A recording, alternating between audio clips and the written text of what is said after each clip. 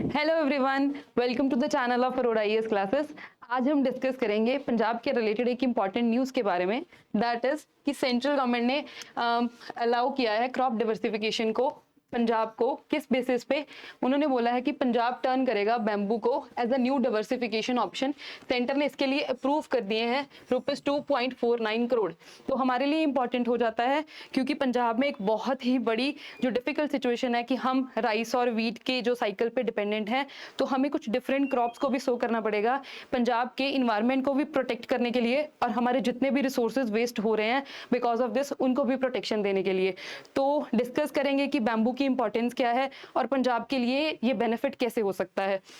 First की बात करें तो न्यूज़ में क्यों है, क्योंकि ये फर्स्ट ऑर्गेनाइज्ड स्टेप है towards the bamboo cultivation as a crop diversification strategy. इसके लिए सेंट्रल गवर्नमेंट ने अप्रूव किए हैं ₹2.549 करोड़ फॉर द पंजाब। ये किस मिशन के अंदर आता है, तो ये आता है नेशनल बैम्बू मिशन, जो कि 2026-2027 में लॉन्च किया गया है। ये इसका 2.0 वर्जन है। तो ये डेमोन्स्ट्रेट करेगा कि plantation will be established on 857+ एकड़ अक्रॉस द स्टेट। तो हमारे जो पंजाब के हैं वो 857+ जो एकड़ है उसको यूज किया जाएगा बैम्बू कल्टीवेशन के लिए।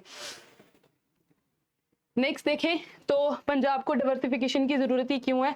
हमें सबको पता है कि हमारी जो एक्सेसिव डिपेंडेंस है वो पैडी वीट साइकिल पे है। तो हम एक सीजन में पैडी सो कर रहे हैं, दूसरे में वीट सो कर रहे हैं। दोनों ही वाटर एक्सटेंसिव क्रॉप है, जिसकी वजह से हमारा जो ग्राउंड वाटर है वो भी एक्सप्लॉयटेशन में जा रहा है। एक तो ये, दूसरी बड़ी प्रॉब्लम है कि पंजाब का जो क्लाइमेट है वो पैडी के लिए सूटेबल ही नहीं है। तो हमें डिफरेंट क्रॉप्स को सो करना होगा। अगर हिस्टोरिकल बैकग्राउंड की भी बात करें तो हम राइस और वीट सो नहीं करते थे। ये ग्रीन रेवोल्यूशन के बाद है कि हमने इस साइकिल को अडॉप्ट किया है। सबसे पहले जो हमारे पास था वो मिलेट्स या हम मस्टर्ड सो करते थे, बट राइस एंड वीट का जो साइकिल है ये हमारे ग्रीन रेवोल्यूशन के बाद आया, बट इसने पंजाब को बहुत बुरी तरह से इंपैक्ट किया है। तो अभी इसीलिए जरूरत है कि हम पंजाब की जो क्रॉप डाइवर्सिफिकेशन करें, तो उसी की तरफ एक ये पहला कदम है जिसके लिए सेंट्रल गवर्नमेंट स्टेट गवर्नमेंट को हेल्प कर रही है कि वो बैम्बू कल्टीवेशन को प्रमोट करे। तो हमारे यहाँ देखो हाई इलेक्ट्रिक कंजम्पशन है क्योंकि इरिगेशन है, क्योंकि वीट एंड वाटर है, दोनों ही वाटर एक्सटेंसिव क्रॉप्स हैं। तो वाटर एक्सटेंसिव क्रॉप्स होने की वजह से यहाँ बहुत ही ज्यादा इरिगेशन, हमें वाटर सप्लाई करना पड़ता है थ्रू इरिगेशन, जिसके लिए जो इलेक्ट्रिसिटी कंजम्पशन है वो भी बहुत ज्यादा होती है। अगर एक्सेस वाटर सप्लाई करोगे तो सॉइल डिग्रेडेशन होगा, ग्राउंड वाटर लेवल्स जो हमारे रिड्यूस होंगे, इससे फार्म की जो प्रॉफिटेबिलिटी है वो भी रिड्यूस होगी। क्योंकि देखते हैं कि हम वीट और जो पैडी है इनकी जो यील्ड है वो पर ईयर डिक्रीज हो रही है। नेक्स्ट नीड क्या है, तो हमें लेस वाटर इंटेंसिव क्रॉप्स चाहिए एंड हाई वैल्यू क्रॉप्स चाहिए। तो ऐसी क्रॉप जो वाटर पे कम डिपेंडेंट हो और जिनकी वैल्यू है वो मार्केट में ज्यादा हो, तो ऐसी क्रॉप्स में एक क्रॉप है that is bamboo. Next is ये हमारी इन्वायरमेंटल सस्टेनेबिलिटी को भी इंश्योर करेंगी एंड जो फार्मर्स हैं उनकी इनकम को भी इंक्रीज करेंगी, जिससे फार्मर सुसाइड भी कम होंगे और फार्मर्स के डेट भी कम होंगे। नेक्स्ट बात करें तो नेशनल बैम्बू मिशन आया कब था, तो ये ministry of agriculture and farmer welfare ने लॉन्च किया था। इसको लॉन्च किया गया था 2018 में। अब इसका जो वर्जन आया वो 2.0 है, जिसके अंडर सेंट्रल गवर्नमेंट ने पंजाब को 2.49 करोड़ रुपीस अलॉट किए हैं। इसके ऑब्जेक्टिव्स क्या हैं कि ये बैम्बू कल्टीवेशन को इंक्रीज करेगा। जितनी भी हमारी बैम्बू बेस्ड इंडस्ट्रीज होंगी जो कि हैंडीक्राफ्ट हो सकती हैं, जैसे हमारे ट्रेडिशनल हम बास्केट यूज करते थे, तो ऐसी इंडस्ट्रीज को प्रमोट करेगा। कहीं ना कहीं रूरल एम्प्लॉयमेंट को भी जनरेट करेगा, क्योंकि अगर बैम्बू की इंडस्ट्रीज लगेंगी तो वहां रूरल अपॉर्चुनिटीज इंक्रीज होंगी। ये sustainable use of bamboo resources भी प्रमोट करेगा, जैसे कि हम प्लास्टिक को रिप्लेस कर सकते हैं with the help of bamboo. अगर फंडिंग पैटर्न की बात करें तो ये सेंटर स्टेट शेयरिंग कहाँ 60:40, मतलब 60% सेंटर और जो 40% है वो स्टेट को देना होगा फंडिंग में। पंजाब का जो बैम्बू इनिशिएटिव है उसके जो फीचर की बात करें तो यहाँ पे 2.49 करोड़ को अप्रूव किया गया है। यहाँ पे सूटेबिलिटी इन पंजाब के ऐसे क्लाइमेटिक रीजन्स को पंजाब को देखा जाएगा कि जो सूटेबल है फॉर द बैम्बू कल्टीवेशन के लिए। फार्मर को शो किया जाएगा बैम्बूज कमर्शियल वायबिलिटी, मतलब उनको दिखाया जाएगा, उनको प्रॉपर ट्रेनिंग प्रोवाइड कराई जाएगी कि बैम्बू की जो कमर्शियल वायबिलिटी है क्या। मतलब अगर आप बैम्बू सो करोगे तो कौन बाय करेगा, कौन सी मार्केट अवेलेबल है, आप उसको कमर्शियली कैसे अवेलेबल करवा सकते हो। तो इनिशियल फोकस सिर्फ अवेयरनेस का होगा एंड कॉन्फिडेंस का होगा कि अगर आप राइस और वीट से बाहर आओगे तो आपको ये फायदे होंगे। ऐसे ऐसे गवर्नमेंट आपको प्रोटेक्ट करेगी सो दैट कि फार्मर्स को राइस और वीट के जो साइकिल है उससे बाहर निकाला जा सके। एक्सपेक्टेड आउटकम क्या होगी, तो जितने भी अल्टरनेटिव इनकम सोर्स होंगे बियॉन्ड पैडी एंड वीट वो फार्मर्स के लिए इंश्योर किए जाएंगे। नेक्स्ट देखें तो यहाँ पे जो वैरायटी सिलेक्ट की गई है बैम्बूज की वो कौन सी है? सबसे पहले बैम्बूसा न्यूटन्स, दूसरा है Bambusa tulda and last one is Bambusa balcooa. ये आपकी प्रीलिम्स के लिए इंपॉर्टेंट हो सकता है, specially in the PPSC PCS ਲਈ, क्योंकि यहाँ पे उन्होंने स्पेशल वैरायटीज मेंशन की हैं एंड उसके यूज भी मेंशन किए हैं।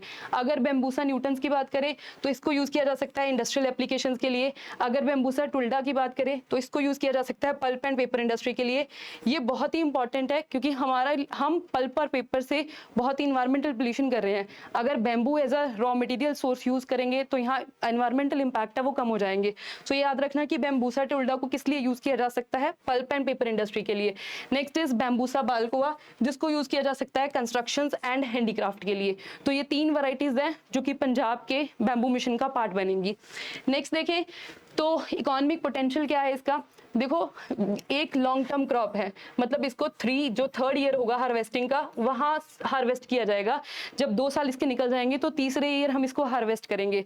बट ये नहीं है कि इसको हर साल सो करना पड़ेगा जैसे हम पैडी और वीट को सो करते हैं। ये लॉन्ग टर्म इनकम देगा, एनुअल इनकम देगा, तो इससे क्या होगा? स्टेबिलिटी आएगी। तो यहाँ हम 7 to 8 lakh per hectare annually generate कर सकते हैं एंड कंटिन्यूस हार्वेस्ट कर सकते हैं, पॉसिबली फॉर डेकेड्स। मतलब अगर एक बार आप बैम्बू की प्लांटेशन करोगे तो आपको फिर continuously and long term income generate होगी। तो इसके एडवांटेज क्या होंगे? आपको long term income source act करेगा एंड आपको कोई भी एनुअल रिप्लांटेशन नहीं करनी पड़ेगी जैसे कि हम पैडी और वीट के केस में करते हैं। तो ये एक अच्छी अपॉर्चुनिटी हो सकती है पंजाब के लिए। इसके कुछ इन्वायरमेंटल बेनिफिट्स भी हैं, जैसे ये फास्टेस्ट ग्रोइंग वुडी प्लांट है, हाई कार्बन सिक्वेस्ट्रेशन कैपेसिटी रखती है। अगर कार्बन सिक्वेस्ट्रेशन होगी तो जो इन्वायरमेंट में है वो CO2 की अमाउंट है जो कम हो जाएगी, जिससे इन्वायरमेंटल पोल्यूशंस भी कम होंगे और जो क्लाइमेट चेंज की वजह से दिक्कत आ रही है वो भी कम हो जाएगी। इसके अलावा सॉइल इरोजन को कंट्रोल करता है। रिवर बैंक्स हैं एंड वाटर लॉक्ड एरियाज, उनके लिए भी सूटेबल है। जितने भी हमारे डिग्रेडेड लैंड है उनको रिस्टोर करता है एंड इंप्रूव करता है बायोडाइवर्सिटी को। इंपॉर्टेंट फैक्ट है यहाँ याद रखने के लिए कि जो बैम्बू है वो बिलोंग करता है ग्रास फैमिली, जिसको हम बोलते हैं पोएशिया। नेक्स्ट बात करें तो इंडस्ट्रियल लिंक भी है बैम्बू के। जो अगर ट्रेडिशनल बात करें तो हमारे घर पे बास्केट्स होती थी, हम हैंडीक्राफ्ट्स में यूज करते थे और फर्नीचर के लिए भी बैम्बू का यूज किया जा सकता था। पर आजकल हम मॉडर्न यूजेस देख रहे हैं, जैसे हमारे घर पे फ्लोर्स पे जो मैट्स होते हैं वो बैम्बू के बने होते हैं, तो फ्लोरिंग के लिए यूज किया जा सकता है, कंस्ट्रक्शन मटीरियल के लिए यूज किया जा सकता है। हम इससे बायो एनर्जी भी प्रोड्यूस कर सकते हैं, एज अ पैकेजिंग मटीरियल भी एक्ट कर सकता है। जैसे हमारे पास टेक्सटाइल फैब्रिक होता है जो हम कॉटन से लेते हैं, वैसे ही हमारे पास बैम्बू फैब्रिक भी हो सकता है और बैम्बू चारकोल भी बनाया जा सकता है।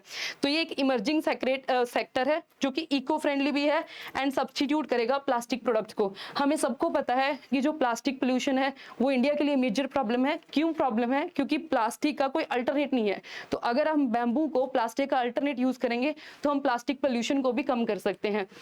चैलेंजेस क्या है? सबसे पहले जो हम पंजाब में ये सबसे बड़ा इशू देखते हैं कि जब तक आपको एश्योरेंस नहीं मिलेगी तब तक आप क्रॉप्स पे शिफ्ट नहीं करोगे। हम राइस वीट पे भी क्यों शिफ्ट किए थे? क्योंकि MSP के द्वारा हमें एश्योरेंस मिली थी कि जो हमारी सेंट्रल गवर्नमेंट है वो हमसे मतलब एक मिनिमम अमाउंट पे हमारा जो प्रोडक्शन है वो खरीदेगी। तो यहाँ पे भी एश्योर्ड अगर नहीं होंगे बायर्स तो कोई भी स्विच नहीं करेगा राइस और वीट के अलावा। लिमिटेड प्रोसेसिंग इंफ्रास्ट्रक्चर है, तो हम बोल तो रहे हैं कि बैम्बू के इंडस्ट्रियल लिंकेज है, बट यहाँ पे हमारे पास प्रॉपर इंडस्ट्रियल इंफ्रास्ट्रक्चर ही नहीं है जो कि बैम्बू को प्रोसेस कर पाएगा।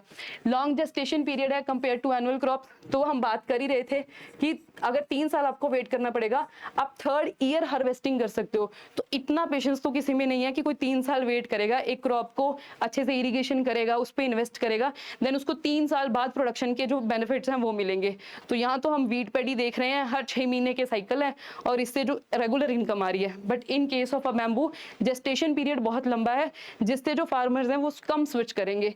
नेक्स्ट इज फार्मर अवेयरनेस बहुत कम है। तो बैम्बू के बारे में पंजाब में किसी को पता ही नहीं है कि हम इस पे स्विच भी कर सकते हैं। हम यंग जनरेशन है, हमें भी बैम्बू के बारे में कम पता है। लोग आजकल सर्च करेंगे कि बैम्बू होता क्या है, तो ये बड़ी प्रॉब्लम है कि फार्मर्स को तो पता ही नहीं है, क्योंकि उनके पास एक तो टेक्नोलॉजी भी नहीं है, दूसरा अवेयरनेस भी कम है। तीसरा need for organised market linkage.